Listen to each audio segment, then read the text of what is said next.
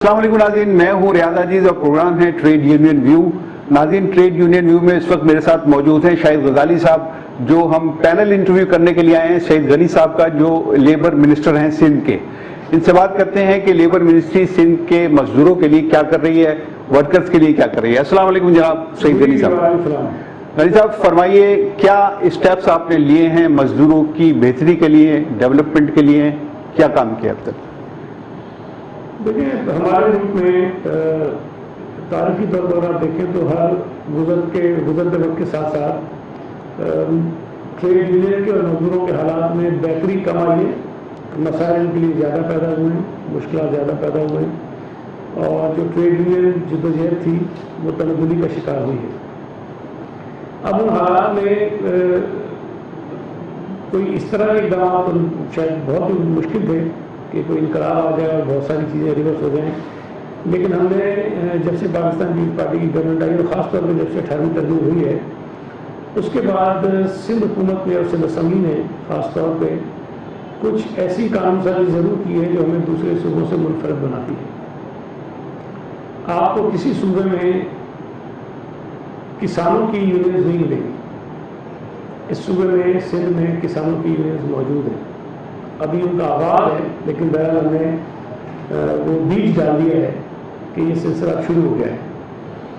और सिंध पहला सूबा है जहाँ पर ज़राअत के शोबे में काम करने वाली जो ख़वातीन हैं उनके हुकूक के तहफ़्फ़ुज़ के लिए अलग से कानून बनाया गया। अच्छा, ये बड़ी डेवलपमेंट, ये बड़ी डेवलपमेंट कई बार हुई है। ठीक।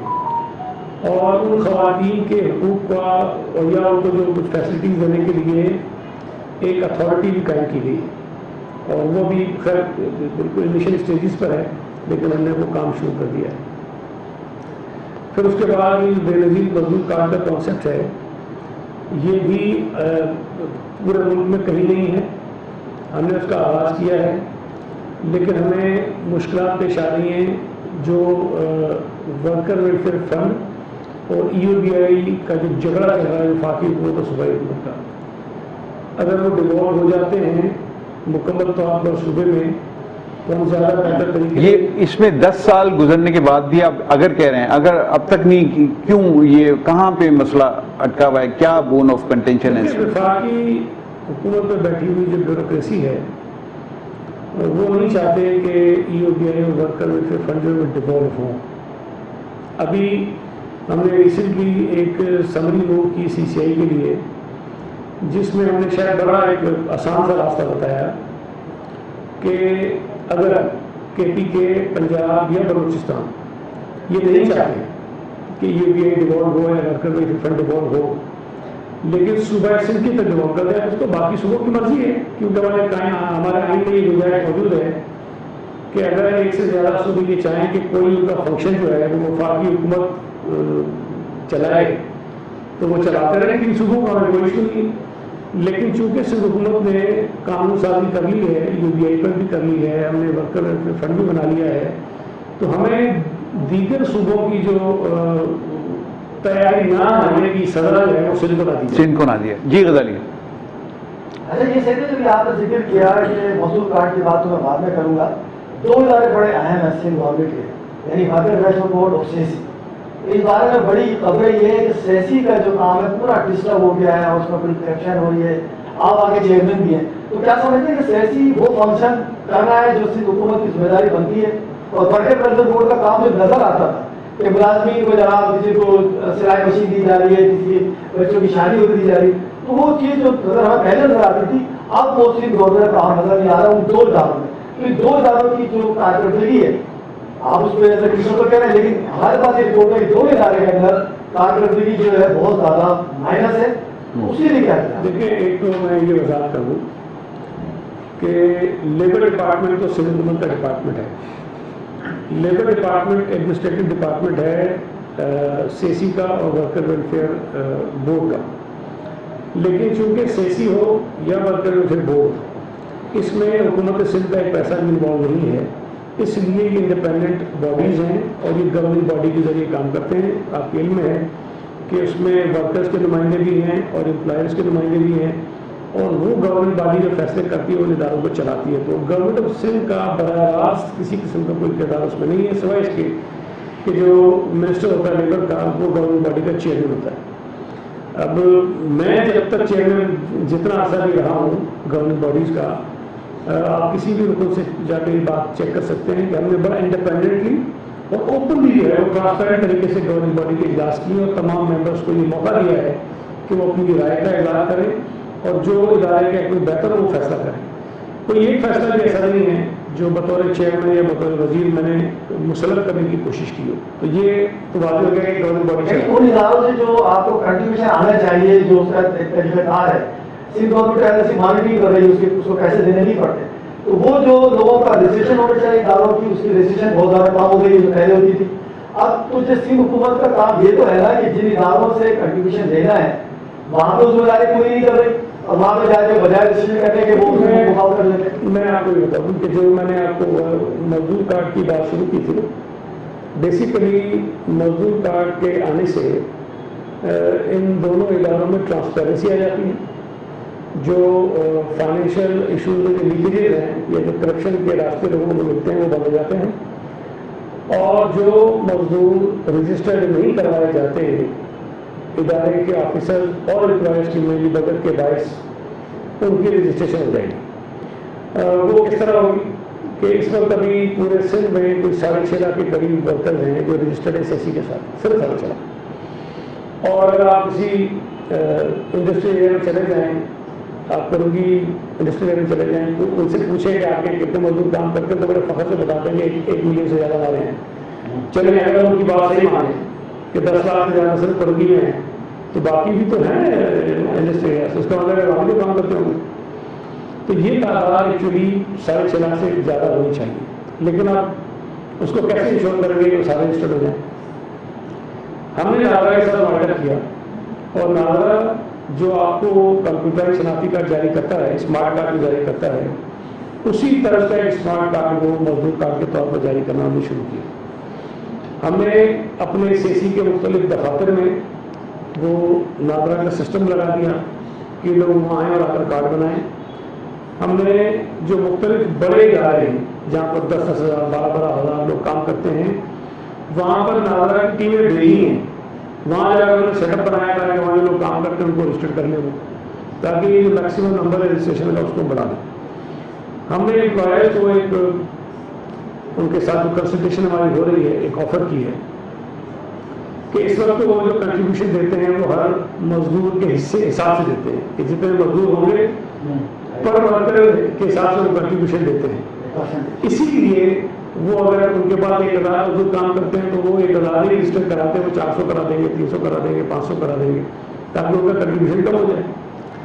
ہم یہ کہہ رہے ہیں کہ ہم ایک فارمولا طے کرتے ہیں جس میں پر ورکر کے حساب سے کوئی کنٹریبیوشن نہ آئے بلکہ آپ کا جو اینول ٹرن اوور ہوتا ہے اس پر ہم طے کر لیں کہ کس ادارے کا ٹرن اوور کتنا ہے اور اس کے سرٹن پرسنٹیج طے کر لیں کہ اتنا آپ دیں گے جو CC کو ورکر کو.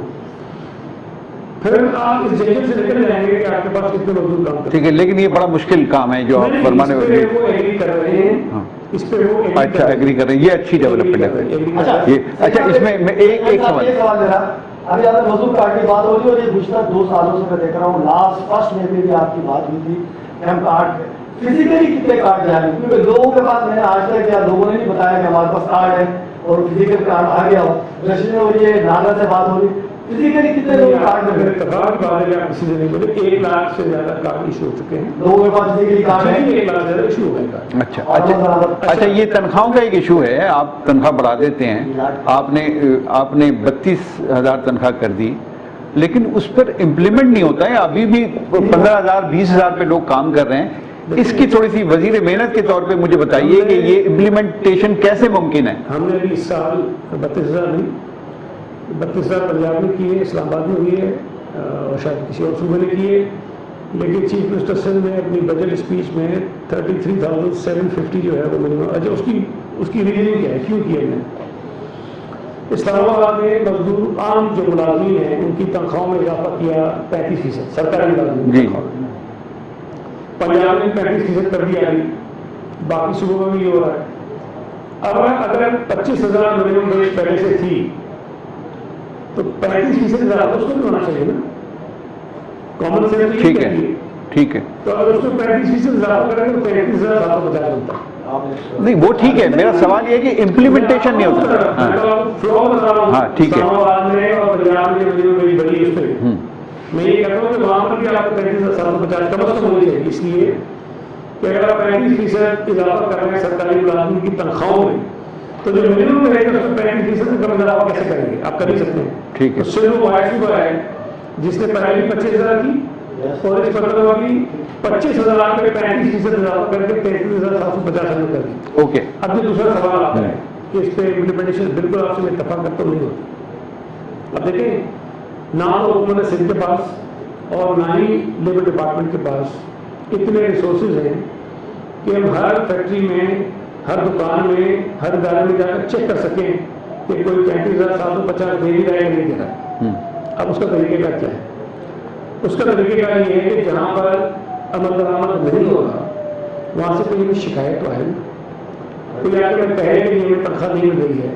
اور اب تک جب سے مجھ سے پہلے بھی نہیں ہو رہا, کون شکایت کرے آپ کو؟ یونین والے کریں یا پرسنل آ کے کریں, کیسے کریں؟ بھی کر سکتا ہے, کوئی یونین بھی کر سکتی ہے, کوئی انڈیویجول بھی کر سکتا ہے, لیکن ہمیں کم از کم کوئی پوائنٹ آؤٹ کر رہے نا کہ آج صاحب جو ہے وہ اپنے ملازمین کو منیمم ویج نہیں دے رہے.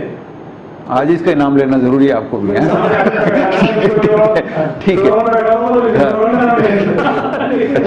لیکن بات یہ ہے کہ کوئی ابھی تک اگر کہیں سے کوئی انفارمیشن آتی ہے, چاہے وہ سوشل میڈیا ہو, چاہے وہ اخبار ہو, چاہے وہ الیکٹرانک میڈیا ہو, چاہے وہ کوئی خط ہو, چاہے وہ کوئی SMS ہو, چاہے کوئی واٹس ایپ ہو, اگر کوئی انفارمیشن بطور وزیر میرے پاس آئی ہے تو اس پر ہم نے کارروائی کی ہے اور ہم نے یقینی بنایا ہے کہ وہاں پر منیمم ویج پر عمل درآمد. یعنی آپ یہ اوپن کر رہے ہیں فلور کے کوئی بھی آپ کو براہ راست آپ کو یا آپ کے سٹاف کو وہ کمپلین کرتے ہیں. اچھا سر, اگلا سوال یہ ہے کہ نیلاٹ ایک ادارہ ہے جو ٹریننگ کرتا ہے لیبرز کے حوالے سے لوگوں کی اور وزٹ بھی کراتا ہے. اب وہ اس کی کارکردگی صفر ہو گئی ہے. میں نے گزشتہ روز ہی نیلاٹ کے ایک سابق DG کا انٹرویو کیا ہے اور انہوں نے کہا کہ جب سے سندھ حکومت کے پاس نیلاٹ آیا ہے اس کی کارکردگی صفر ہو گئی ہے.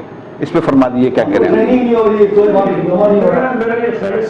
ہوئی ہوگی, لیکن آپ یہ اس طرح سے کہہ سکتے ہیں کہ جتنا اس کا استعمال ہم کر سکتے ہیں شاید وہ انڈر یوٹیلائز ہے, اس کی شاید مزید بہتری وہ ادارہ کر سکتا ہے. وہاں بڑے پرابلم رہے, ایک تو اسٹاف کی بڑی شارٹیج رہی, وہاں جتنے سینئر لوگ تھے سارے ایک ایک کر کے ریٹائر پر چلے گئے, فیکلٹی نہیں ہے, تو یہ وہ وزٹنگ فیکلٹی بلا کے اپنا کام چلاتے رہے. اب ہمارے یہاں ایشو یہ ہے کہ 17 بلکہ 16 گریڈ سے اوپر کوئی بھرتی ہم ڈائریکٹ کر نہیں سکتے. آپ کو لکھنا پڑتا ہے سندھ پبلسرز کمیشن کو کہ جناب یہ جاب ہے اور آ کر یہاں پر آپ اپائنٹمنٹ ہمیں کر کے دیں. اچھا, وہ اس پبلسرز کمیشن کا ایشو لیٹیگیشن کی وجہ سے بہت لٹکا رہا, کئی سالوں تک وہاں کوئی نوکری نہیں ہو سکی. اچھا, ایک اور پرابلم یہ ہوتا ہے, اور یہ صرف میڈیا کے حوالے سے نہیں ہے, ہمارے پاس اور جو 17 گریڈ کی پوسٹیں آتی ہیں اس میں بھی ایشو ہوتا ہے. پبلسرز کمیشن جو ہے وہ اسٹارٹ ہوتا ہے اخبار میں کہ 17 گریڈ کی لیبر ڈپارٹمنٹ کی پوزیشنز ہیں, لوگ آتے ہیں. اب ظاہر ہے کہ جو کمیشن کا ایگزام پاس کر کے آتا ہے وہ ریلیٹیولی کمپیٹنٹ اور بڑے باصلاحیت نوجوان ہوتے ہیں. ٹھیک ہے, نو ڈاؤٹ. بھرتی ہو جاتے ہیں, ہم سال دو سال جدوجہد کرتے ہیں, وہ بھرتی ہوتے ہیں. اس کے بعد پھر یا تو CSS کی جاب آ جاتی ہے یا پھر سندھ کمیشن کی بہتر جگہ آ جاتی ہے, اسسٹنٹ کمشنر کی جاب آ گئی, کسی اور بہتر ڈپارٹمنٹ کی آ گئی, تو وہ لوگ جو ہمارے پاس ہو گئے ہوتے ہیں بھرتی وہ وہاں اپلائی کر دیتے ہیں, وہاں وہ سلیکٹ ہو جاتے ہیں. تو ہم 2 سال 3 سال لگا کر اپنی 20 نوکریاں پوری کرواتے ہیں اور اگلے 6 مہینے کے اندر چلے جاتے ہیں. میرے پاس جو سورسز ہیں اس حوالے سے مجھے بتایا کہ اس ادارے کو سندھ گورنمنٹ ختم کرنا چاہ رہی تھی لیکن سعید غنی صاحب نے اس کو بچا لیا ہے. یہ it is credit for you, یہ مطلب سورسز نے مجھے بتایا. اب آپ مجھے بتائیے کہ اگر آپ نے بچا لیا ہے تو اس کا مطلب ہے کچھ فورسز ایسی بھی ہیں جو اس ادارے کو ضم یا ختم کرنا چاہ رہی ہیں, اس میں آپ کیا کہتے ہیں؟ ختم نہیں کرنا چاہتی تھی, لیکن سندھ حکومت کی میں بات نہیں کروں گا. سندھ حکومت میں مختلف ڈپارٹمنٹ کام کرتے ہیں, ان میں سے کسی ڈپارٹمنٹ کو اپنے آفیسر ٹھیک کرنے کے لیے کوئی ادارہ درکار تھا. انہوں نے منصوبہ بنایا کہ چون ہم یہ کہاں سے نیا ادارہ بنائیں گے تو یہ جو ادارہ ہے اس کو ٹیک اوور کر لیتے ہیں اور ہم اس کو اپنا ادارہ بنا کے اور ساری کام کر لیتے ہیں. تو اس پر میں نے ذمہ غزالی آخری سوال کر سکتے ہیں, آخری سوال. کیونکہ آپ محنت پیشوں کے حوالے سے جو ہے نا, آپ اور آپ کے والد صاحب اور محنت پیشوں کے لیڈر ہیں, اور پھر آپ جب آئے پولیٹکس سیاست میں آئے تو آپ کے پاس جو ہے یہ وزیر محنت کا خاندان بھی آیا.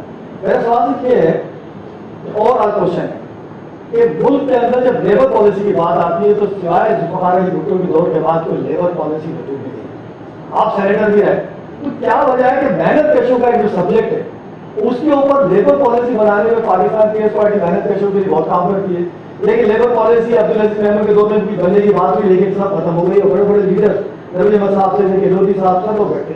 تو کیا لیبر پالیسی کے لیے کبھی آپ نے ایز اے وزیر محنت اور آپ ٹریڈ یونینز خود بھی ہیں, تو کیا ایوان میں قومی اسمبلی میں سینٹ میں بات بتائی کہ لیبر پالیسی آنی چاہیے؟ بجٹ بھی آتے ہیں, ایجوکیشن پالیسی بھی آتی ہے, دنیا کی پالیسی ہے, لیبر پالیسی کیوں نہیں آتی؟ دیکھیے میں اس طرح سے پہلے آپ کا ایک پہلا سوال تھا سیسی اور ورکر ویلفیئر بورڈ کا. یہ جو تاثر ہے میں سمجھتا ہوں کہ تاثر درست نہیں ہے. میں یہ نہیں کہتا کہ وہ جس طرح آئیڈیلی کو کام کرنا چاہیے ایسا کریں, لیکن پرابلمز ہیں. لیکن ہم نے وہاں پر چیزیں درست کی ہیں اور امپرومنٹ ہوئی ہے دونوں ڈپارٹمنٹس میں. ورکر ویلفیئر بورڈ میں اگر کہیں سے شکایت آئی کرپشن کی تو ہم نے بڑی ڈیٹیل انکوائری کروائی. اس کی پاداش میں کوئی 4 یا 5 آفیسرز کو ڈسمس کر دیا گیا نوکریوں سے, نکال دیا گیا نوکریوں سے. اینٹی کرپشن کو وہ کیس ریفر کر دیا گیا. اور اب تک کی جو میری معلومات ہیں, مجھے نہیں پتا صحیح کہ غلط میں ہو سکتا ہے کہ اینٹی کرپشن میں بھی اس میں جو الزامات لوگوں پر تھے وہ درست انہوں نے مانے ہیں اور تو مزید کارروائی ہوگی اور یقینی طور پر لوگوں پر مقدمہ بھی بنیں گے, لوگ جیلوں میں بھی جائیں گے اگر کہیں تو کوئی چیز ہوئی تھی. اچھا, سیسی میں چیزیں بہتر ہوئی ہیں. ہم نے ہاسپٹلس کو بہتر کیا ہے. شارٹیج بہت ہی اسٹاف کی 7-8 سال تک عدالت سے اس سے آرڈر آ رہا ہے کہ ہائرنگ نہیں ہوئی وہاں پر. جہاں ڈاکٹر نہیں ہوں گے, جہاں کنسلٹنٹ نہیں ہوں گے, جہاں پیرامیڈک اسٹاف نہیں ہوگا, آپ کس طرح سے چلا سکتے ہیں ڈسپینسری میں؟ تو نہیں چلا سکتے. ابھی پچھلے 1 سال کے اندر ہم نے بڑے پیمانے پر جو کنسلٹنٹس سے وہ ہائر کر لیے. ڈاکٹرس کی ہائرنگ آلموسٹ تقریباً فائنل ہو گئی ہے. پیرامیڈیکل کی جو ہے پروسیس میں ہے, تو یہ ہمیں سارا پروسیس پورا کر دیا. اس سے یقینی طور پر جو کارکردگی ہے وہ مزید بہتر ہو جائے گی. جو لیبر پالیسی کی آپ نے بات کی, لیبر پالیسی 18ویں ترمیم کے بعد میں اس وقت منسٹر نہیں تھا, غالب ناصر شاہ صاحب تھے, انہوں نے لیبر پالیسی بنائی سندھ حکومت میں, اور پہلی صوبائی حکومت تھی جس نے 18ویں ترمیم کے بعد لیبر پالیسی بنائی. اور یہ میں نے آپ کو بتایا نا کہ کسانوں کی یونین بنی ہے, یہ اسی لیبر پالیسی کے نتیجے میں بنی. اور سندھ میں جو سیف فریقی سسٹم ہے اس کو ہم نے نچلی سطح تک لے کر گئے. اور جتنی اس وقت انڈسٹری رہی ہے سائٹ کے مثال کے طور پر ہم نے سائٹ کی سطح پر ایک سیف فریقی کمیٹی بنائی. جو ہے 18ویں ترمیم کے بعد سے اب تک کوئی سیف فریقی اجلاس نہیں ہوا. میں نے اس کے بعد ہوا ہے ابھی یہ کرنے جا رہا ہے, ہوا اس کے بعد, ایسا نہیں کہ بالکل ہوا ہے. ہم نے سیف فریقی کمیٹیاں نچلی سطح پر بنائی. جو ہمارے ہاسپٹلس بنائے ہوئے ہیں ہاسپٹلس میں بنائے, جو اسکولس بنائے ہیں اسکولوں میں بنانا چاہتے ہیں, بنی نہیں ہے لیکن بنانا چاہتے ہیں. اس کا مقصد یہ ہے کہ جو مسائل نیچے لوگوں کے پیدا ہو جاتے ہیں, مشکلات پیش آتی ہیں, وہ نیچے کی سطح پر ہو جائے تاکہ لوگوں کو بھٹکنا نہ پڑے.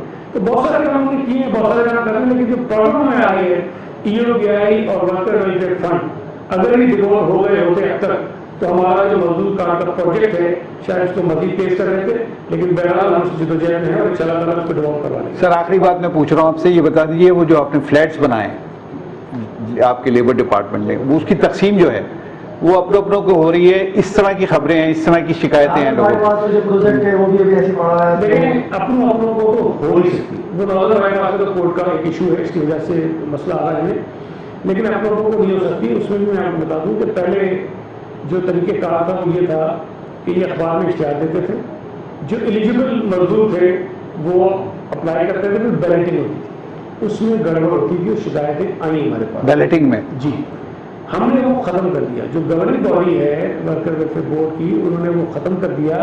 اب ہم نے جو بنایا ہے اس کے اندر گڑبڑ کے امکانات نہیں ہیں. کیوں نہیں؟ میں آپ کو جس جگہ پہ یہ پروجیکٹ بنتا ہے اس پروجیکٹ کے 30 کلومیٹر کے ایریے سے جتنی انڈسٹریز ہیں ان انڈسٹریز کا ریشو نکالا جاتا ہے, وہاں کتنے لوگ کام کرتے ہیں اور کتنے فلیٹس اس انڈسٹری کا حصہ بنتے ہیں. مثال کے طور پہ اگر کسی फैक्ट्री के हिस्से में 10 ले आते हैं, तो हम उस इंडस्ट्री को ये कहते हैं कि आपके यहाँ जो 10 सीनियर मोस्ट लोग हैं, सीनियर जो आपके पास 10 हैं और जिनको पहले ये फैसिलिटी नहीं मिली, उन्होंने आपको ले लीजिए। इसमें तो पसंद नापसंद की बातें खत्म हो जाती है।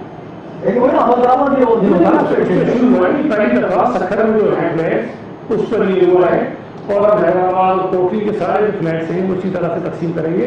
इसमें कोई मैं भी चाहूँ कि आगे पीछे नहीं कर सकता, और उसको खुद वेरीफाई करवा दे, नीचे करवा दे। सर वो वाइंड अप कर रहा हूँ, लेकिन आखिरी एक बात मुझे ध्यान में आ गई, ये यूनियन साजी को कुछ आसान कर सकते हैं आप इदारों में, और ये कि हुकूमत को प्रेशर डाले कि यूनियन साजी को आप रोकने का कोई हक नहीं रखते, मालकान को बोल सकते, इतला पहुंच जाती है और वो लोगों को वो लेबर डिपार्टमेंट इन्वॉल्व होता है यूनियन साजी रुकवाने में।